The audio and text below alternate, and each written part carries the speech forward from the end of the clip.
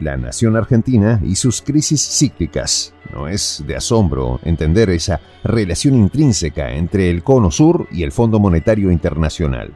Hoy por hoy los números rojos espantan a miles de inversores que ven cómo desde la Casa Rosada la inestabilidad económica es prácticamente imperante y las deudas crecen a niveles sorprendentes.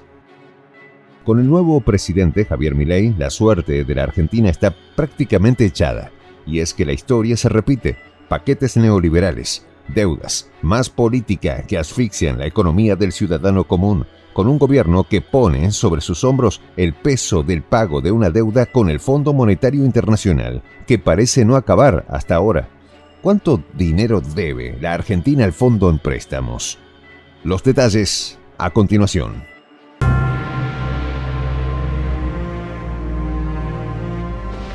Voz de la Patria Grande. Más y más desembolsos del Fondo Monetario Internacional a la Argentina. En las últimas horas, el gobierno de Milei recibió otro préstamo del ente y las arcas del Banco Central automáticamente sintieron el impacto. Para la fecha, ya el gobierno argentino cuenta con los 4.700 millones de dólares que pactaron con el ente financiero desangrado de economías en el sur. Lo más insólito, con este movimiento, el gobierno se pone al día con el pago de los meses de enero y febrero al organismo. Según el FMI, apoya los esfuerzos de Javier Milei por estabilizar la economía centrado en el establecimiento de una fuerte ancla fiscal, pero la crisis que atraviesa Argentina, que hoy por hoy lo ubica en una recesión con una contracción de 2,8% según el propio fondo, un doble discurso que para nada engaña a los argentinos. El plan se centra en el establecimiento de un fuerte ancla fiscal junto con políticas para reducir de manera duradera la inflación, reconstruir las reservas, abordar las distorsiones y los problemas de larga data que fueron impedimentos al crecimiento. Así indicó el FMI. Claro está que no menciona las grandes deudas adquiridas por Milei en pocos meses en la presidencia. Con esta transacción en realidad solamente llegaron al país unos 2.000 millones de dólares, ya que 4.700 millones del desembolso se le descontaron los pagos pendientes de enero, por unos 1.950 millones, y los intereses que vencían este 1 de febrero, que sumaban 840 millones.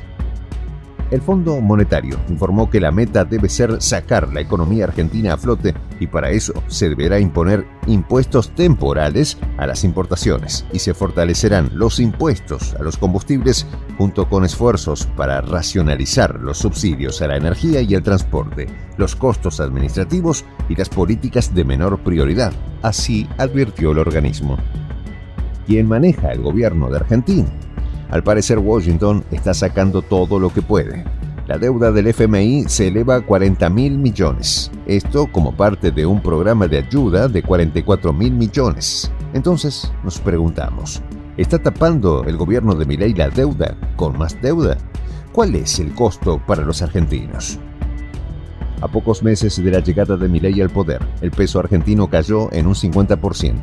Según pronósticos del Fondo Monetario, la nación suramericana se mantendrá en recesión económica aproximadamente 2 años. Elevación de impuestos golpean a todos. No se salva a nadie. Empresarios entran en pánico bajo un panorama económico oscuro. ¿Soportarán las empresas los golpes directos de Milei?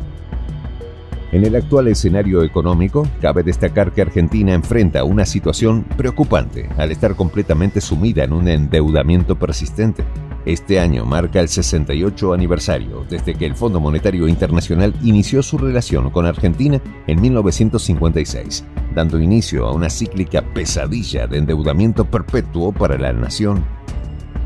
Para ese entonces se planteó en ese momento que el objetivo de la petición de créditos era el apoyo a un programa de estabilización que incluía una reforma del sistema de cambios. Esto con el fin de terminar con la inflación y restablecer el balance entre los precios internos y externos.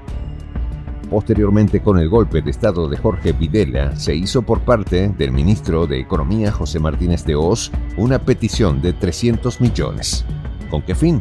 El mismo de siempre, generar estabilidad económica. Corría el año 1984 El presidente Alfonsín, desde la Casa Rosada, dejaba al país en una hiperinflación con un 2.500%, una situación que generó un shock en términos sociales a la población. ¿Quién estaría detrás de esto? El Fondo Monetario Internacional y el Banco Mundial, disfrutando del banquete de 5 peticiones desde el gobierno, lo que derivó en un desastre económico en la Argentina. Año 1989, y en la apuesta neoliberal, con Carlos Menem, se hacen 5 peticiones al Fondo Monetario. Todas estas medidas impactan directamente en lo que ellos denominaron gasto público, acortando la inversión en salud y educación, incentivaba la confianza de los organismos internacionales para así incrementar sus préstamos. Llega el año 2001 y la catástrofe económica vuelve a tocar la puerta de la Casa Rosada, con Fernando de la Rúa al poder y el famoso corralito, la medida económica que permite a los bancos confiscar depósitos y reducir el retiro de dinero para así evitar la fuga de capitales. El fin era retener dólares para el pago de la deuda que tenía Argentina con el Fondo Monetario Internacional y otros acreedores internacionales.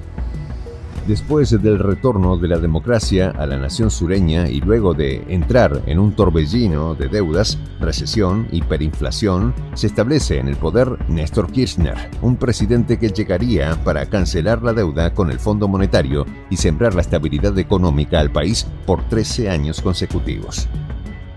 13 años más tarde, con el gobierno de Mauricio Macri, volvería la pesadilla. Más firmas y más acuerdos hundiría la economía. Como récord histórico, el gobierno solicitó 57 millones, pero recibe 44 millones en total.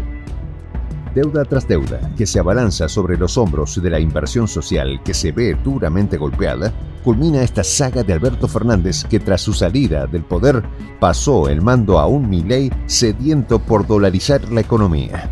Este constante ciclo de deuda plantea serias consecuencias y desafíos para la estabilidad financiera y el desarrollo económico del país, generando una serie de problemas que afectan la capacidad de Argentina para mantener una posición económica sólida y sostenible.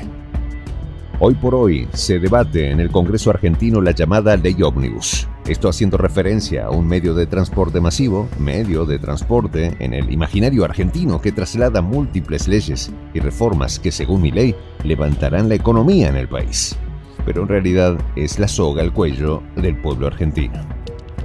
Esta ley ha hecho que el pueblo se vuelque a la calle como medida desesperada para impedir el avance de una ley que esconde detrás duras medidas que golpean el bolsillo de cada uno de sus ciudadanos, pago de impuestos que se elevan hasta el cielo y una privatización a empresas nacionales que desangraba a cada uno de los hijos de San Martín.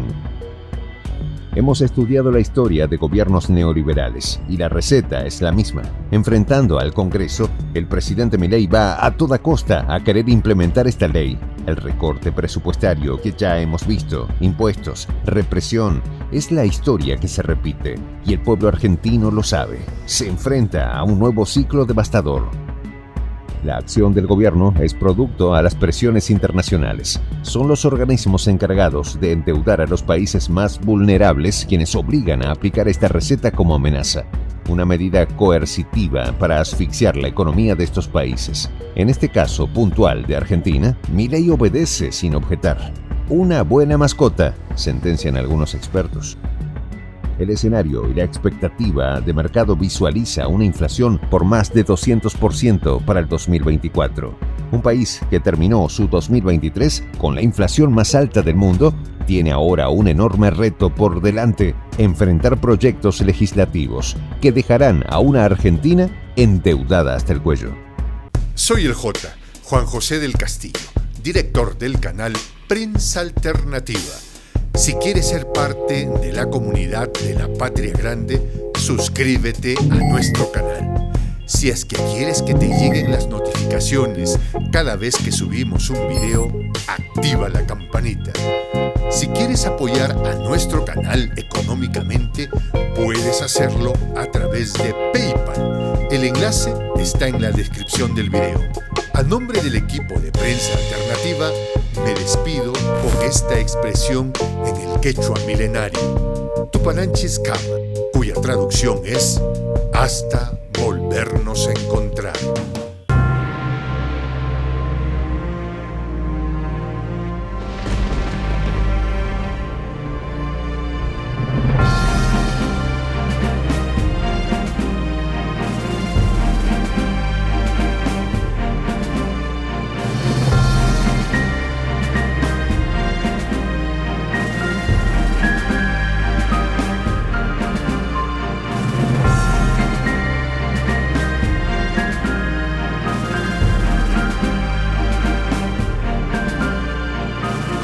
Voz de la Patria Grande.